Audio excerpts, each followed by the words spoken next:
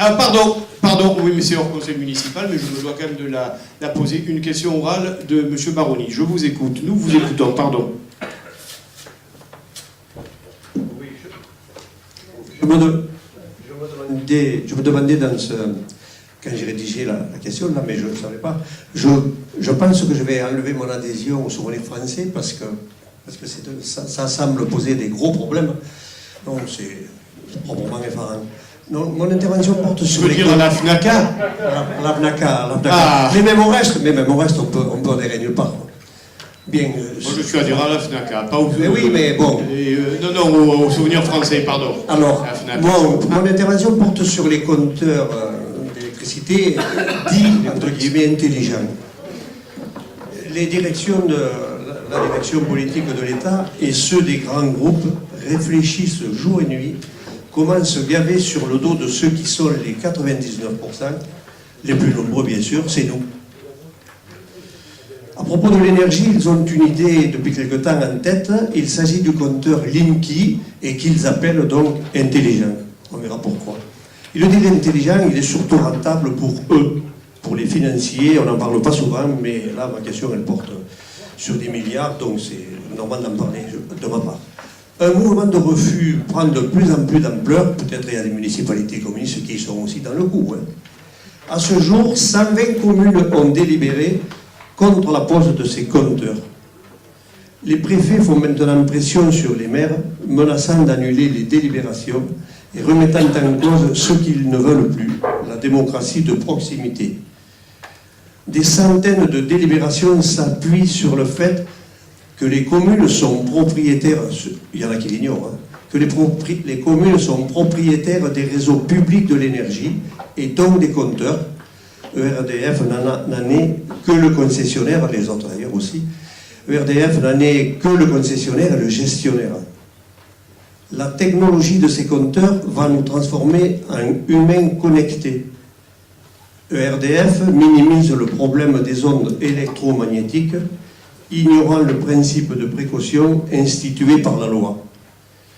Ces compteurs sont des mouchards de nos vies privées à des fins commerciales. Il s'agirait de 35 millions de compteurs prévus. Ces compteurs seront fabriqués en Hongrie quand on annonce des suppressions d'emplois à Chasseneuil-du-Poitou,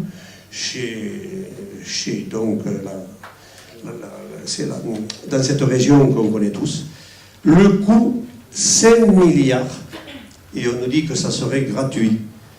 Un décret du 31 août 2010 prévoit que le financement soit assuré par les consommateurs via le tarif d'utilisation des réseaux publics à raison de 1 à 2 euros par mois, jusqu'à concurrence du paiement de ces fameux compteurs Linky, et selon leur puissance, ça va de 120 à 240 euros. Et donc vous les paierez tous les mois, comme tout le monde, si on nous les impose. Sans oublier la contribution au service public de l'électricité qui est passée à 27 centimes d'euros le kilowatt le 1er janvier 2016 pour servir aussi à ce financement.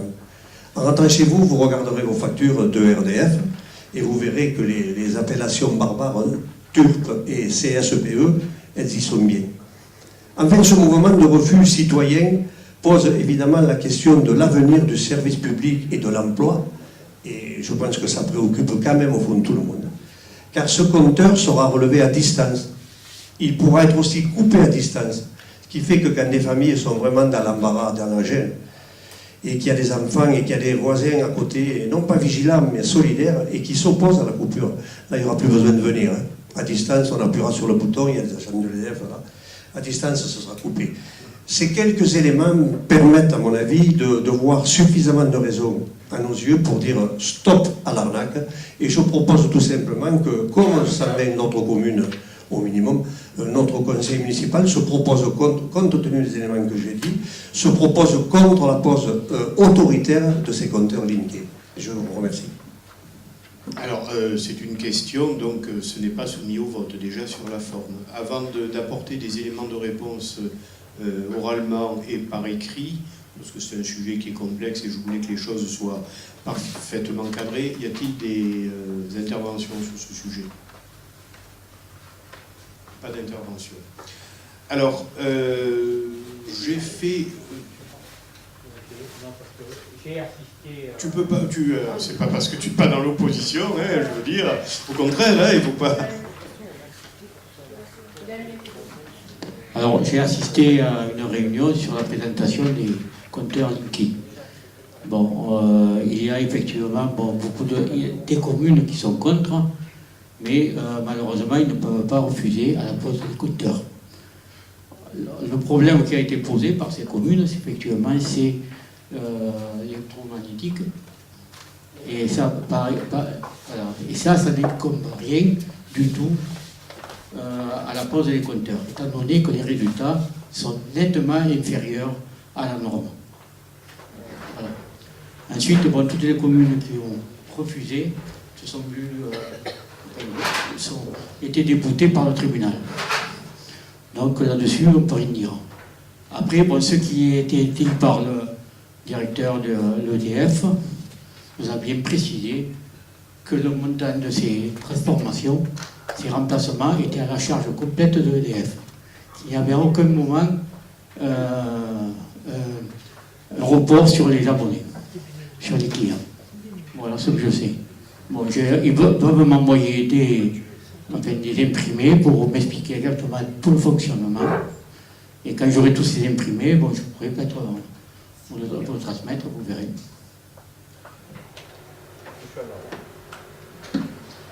Ah, effectivement, c'est un dossier un peu brûlant, l'avis peut être partagé.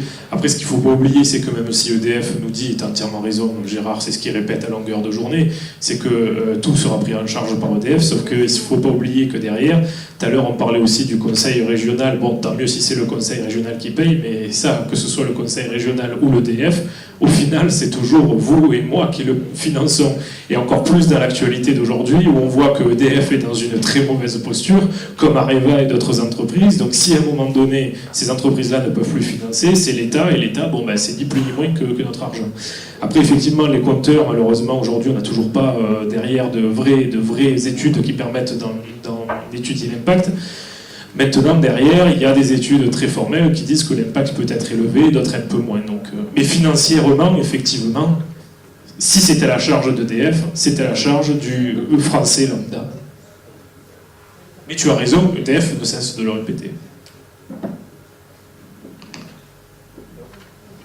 Oui, alors plusieurs éléments sont soulevés dans cette question. Je fais quand même distribuer un élément de réponse écrite que je ne vais pas vous lire à la ligne.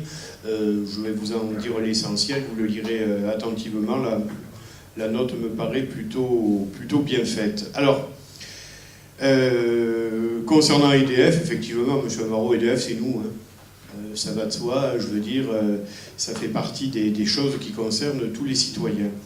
Alors, d'abord, il faut dire que la mise en place des compteurs communicants, repris par la loi dite de transition énergétique, n'est que la transposition en droit interne des directives européennes. Ça, c'est le premier point. On est dans le droit, et c'est pour cette raison qu'effectivement, ce n'est pas une question de menace, pas de menace, mais on ne peut pas juridiquement s'y opposer. Alors, on peut effectivement s'opposer à tout, et Dieu sait ce que l'actualité brûlante le montre, mais juridiquement, on ne peut pas s'y opposer. Concernant la propriété des compteurs, au départ, les communes sont propriétaires, tout ça est dit dans la note, hein, enfin, les communes sont au départ propriétaires de ces installations. Depuis, le domaine a été concédé pour 95% du territoire, et pour la commune des Pennes-Mirabeau, c'est le SMED qui en est propriétaire. Les démarches engagées par les communes s'opposent au déploiement, reprennent effectivement un certain nombre d'arguments que tu as opposés. Je vais en retenir 3 pour simplifier. Premièrement, l'argument juridique, c'est plutôt un argument à charge. On ne peut pas s'y opposer. L'argument principe de précaution en matière de santé publique. Alors là, on touche à un sujet extrêmement compliqué, c'est celui des ondes électromagnétiques. Clairement, nous en sommes entourés d'ondes électromagnétiques, et au premier chef, avec le téléphone portable. Alors, pour information, ça ne sera jamais tranché complètement. Hein. Mais pour information, il y a une étude australienne qui est sortie, qui est une méta-analyse, c'est une étude prospective, c'est-à-dire médicalement une étude sur de très nombreux cas et sur très longtemps, qui actuellement innocente le téléphone portable.